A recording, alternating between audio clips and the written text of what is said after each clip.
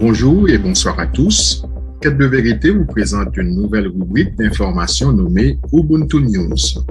Cette rubrique d'information se penchera sur l'actualité qui concerne l'avancement de la communauté africaine à travers le monde. Ubuntu News se présente en français et en créole haïtien. Abonnez-vous à la chaîne YouTube de Quête de vérité en cliquant sur la cloche de notification pour recevoir toutes nos vidéos. Bienvenue à cette première édition d'actualité africaine sur Quête de vérité. Pour vous présenter les nouvelles du jour, on a Joël Revax et Pierre-Claude Robergeau. Salut Joël, quels sont les grands titres de cette première édition de nouvelles? Bonjour Pierre. Alors au sommaire, la guerre entre l'Ukraine et la Russie, un Camerounais résidant en Pologne loue un bus pour aider ses compatriotes bloqués à la frontière. En Afrique du Sud, un tribunal sud-africain suspend la construction du siège d'Amazon sur une terre sacrée. Nous continuons avec l'Afrique du Sud. La conférence des femmes chefs d'entreprise africaines. Nigeria.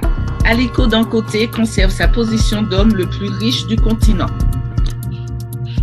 Au Cameroun, Claude Hérotingier, inventeur de la farine ENEC. En Haïti, un jeune entrepreneur haïtien invente un cerf-volant pour combattre le manque d'accès à Internet. En ce qui concerne le Zimbabwe, nous avons l'inventeur zimbabwéen qui développe un téléviseur alimenté sans fil. En Jamaïque, le premier ministre jamaïcain dit au prince William et à la duchesse Kate que son pays passe à autre chose.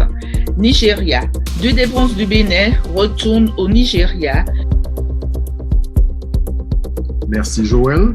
Ces points seront développés dans quelques instants.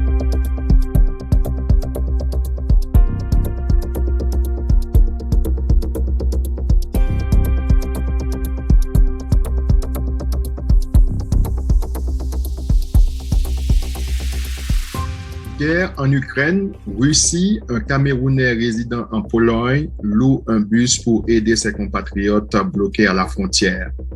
Monsieur Tchinde, d'origine camerounaise, vit depuis 2010 à Varsovie, la capitale polonaise. C'est en s'informant sur la situation de ses compatriotes qu'il a appris que nombre d'entre eux sont bloqués à la frontière polonaise alors qu'ils tentaient de fuir l'invasion russe. J'ai décidé de louer un bus de 50 places à ma charge pour déplacer le maximum de Camerounais possible et d'autres personnes de la communauté, affirme M. Merlin Nsade Ntchinde à la BBC. Bien que M. Tchinde a réussi à apporter de l'assistance à ces Africains bloqués à la frontière polonaise, il continue à se faire du souci pour eux. Il révèle que la plupart d'entre eux sont déboussolés et ne savent pas encore de quoi sera fait leur avenir. Des milliers d'Africains vivent et étudient en Ukraine. Des pays comme le Ghana ont pu rapatrier certains de leurs ressortissants. Alors, en Afrique du Sud, un tribunal sud-africain suspend la construction du siège social d'Amazon sur une terre sacrée. Un tribunal sud-africain a suspendu la construction du nouveau siège d'Amazon en Afrique après que certains descendants des premiers habitants du pays ont déclaré que le terrain sur lequel il serait construit était sacré. Cette affaire concerne les droits des peuples autochtones, le droit fondamental à la culture et au patrimoine des groupes autochtones, plus particulièrement les peuples des Premières Nations, Khoi et San, est menacé en l'absence de consultation appropriée, a déclaré la juge Patricia Goliath. Les Khoi et les San étaient les premiers habitants d'Afrique du Sud. Ces derniers, nomades en tant que chasseurs-cueilleurs pendant des dizaines de milliers d'années et les premiers les rejoignant en tant que bergers il y a plus de 2000 ans. Et toujours en Afrique du Sud, conférence des femmes chefs d'entreprise africaines. Le 8 mars s'est tenue à Johannesburg une conférence intitulée « Ce que les femmes PDG en Afrique doivent savoir sur l'intelligence artificielle » dans le but d'examiner le rôle futur de l'intelligence artificielle sur l'économie dans le continent. Une étude de 2019 du Boston Consulting Group a révélé qu'en Afrique seulement, les places de marché en ligne axées sur les données qui s'appuient sur l'intelligence artificielle dans les domaines tels que la technologie financière et le commerce électronique pourrait créer 3 millions d'emplois d'ici 2025, tout en élargissant considérablement l'accès aux biens et services à travers la région. Certains des principaux acteurs du secteur technologique mondial se positionnent déjà pour exploiter le potentiel numérique de l'Afrique. En 2019, Google a ouvert son premier centre de recherche sur l'intelligence artificielle au Ghana. D'autres grandes entreprises technologiques telles que IBM et Microsoft se sont également engagées à développer les talents africains et à contribuer à sa croissance numérique. Et au Nigeria, on nous dit que Aliko Dangote conserve sa position d'homme le plus riche du continent. Alors oui, pas moins de 5 Africains figurent parmi les 500 personnes les plus riches du monde. Le président du groupe Dangote, Aliko Dangote, est classé au 86e rang selon l'indice Bloomberg Billionaire Index 2021. Considéré comme le plus grand producteur de ciment d'Afrique subsaharienne, il a su conserver sa position d'homme le plus riche du continent pour la 11e année consécutive avec une valeur nette de 20,1 milliards de dollars contre 19,2 milliards de dollars en janvier dernier. Aliko Dangote a également des intérêts dans le sucre, le sel, le pétrole, les engrais et les aliments emballés. Oui, Joël, au Cameroun, Claude Eroti Ndiaye, inventeur de la farine ENEC. Le 22 janvier 2022, la société brassicole Guinness Cameroun a dévoilé les résultats de son Original Challenge, un concours visant à célébrer les produits Made in Cameroon. Le vainqueur de ce défi est Ernest Claude Eroti Ndiaye qui produit de la farine marquée ENEC d'après ses initiales à partir d'épluchures de manioc que la plupart des ménagères considèrent comme un déchet. Cette récompense intervient alors que l'on craint une augmentation du prix du pain qui est généralement produit à partir de blé importé. En 2020, le Cameroun a importé 860 000 tonnes de blé, selon l'étude publiée le 25 août 2021 à Douala par le BMN. La Russie est le premier exportateur de blé vers le Cameroun, avec près de 300 000 tonnes. Nous contribuerons à la réduction du chômage car notre plan d'affaires prévoit la création de 500 à 1000 emplois directs et indirects.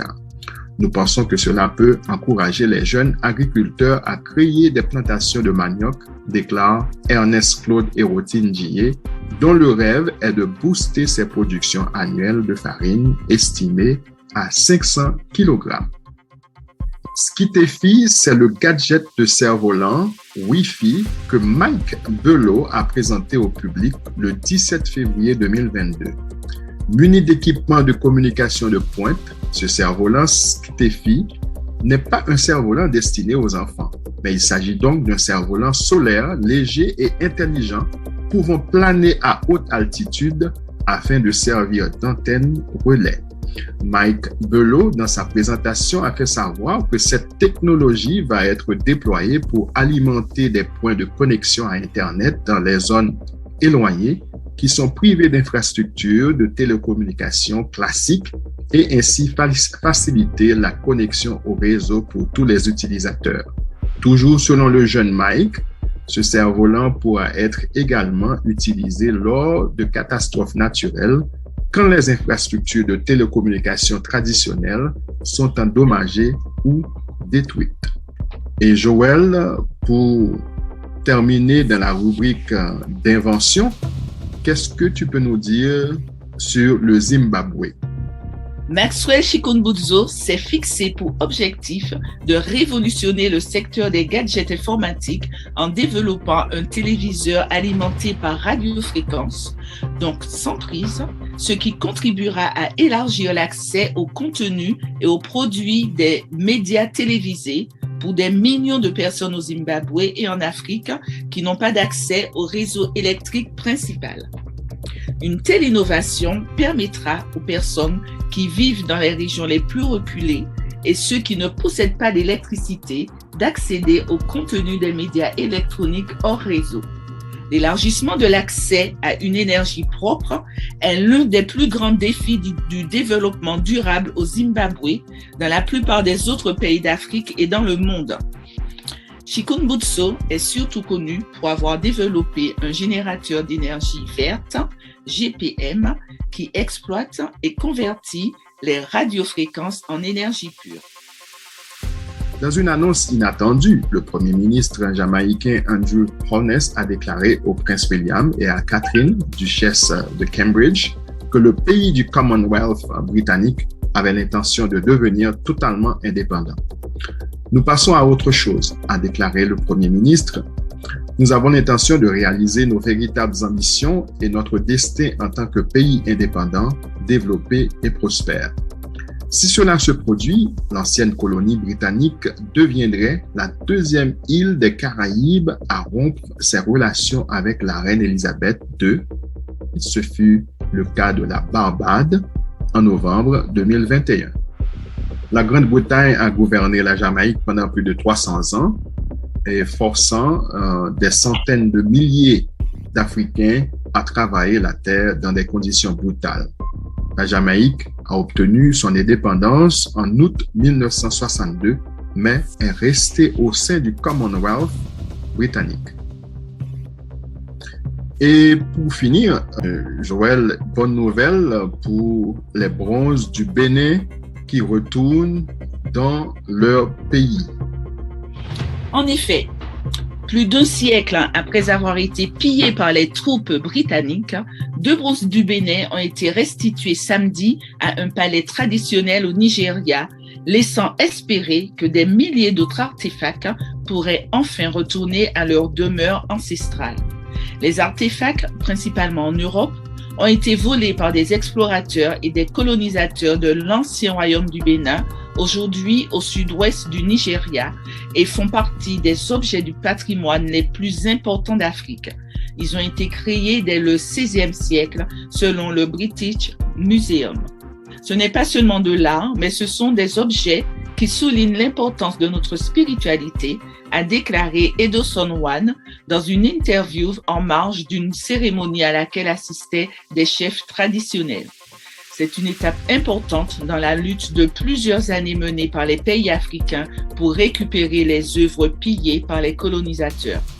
Environ 90% du patrimoine culturel de l'Afrique se trouverait encore en Europe, estiment les historiens de l'art français. Le musée du Quai Branly, Jacques Chirac, à Paris, détient à lui seul 70 000 objets africains et le British Museum de Londres des dizaines de milliers d'autres.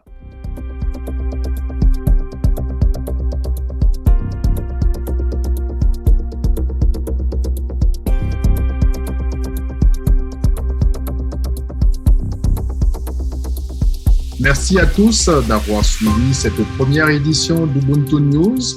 Pour nous mettre au courant de bonnes nouvelles de la communauté africaine et afrodescendante, écrivez-nous à l'adresse courriel suivante info@quêtedeverité.com. Partagez nos vidéos avec vos amis et vos proches et si vous n'êtes pas encore abonné à la chaîne, vous pouvez le faire dès aujourd'hui. On vous donne rendez-vous à une autre édition de nouvelles. Ubuntu.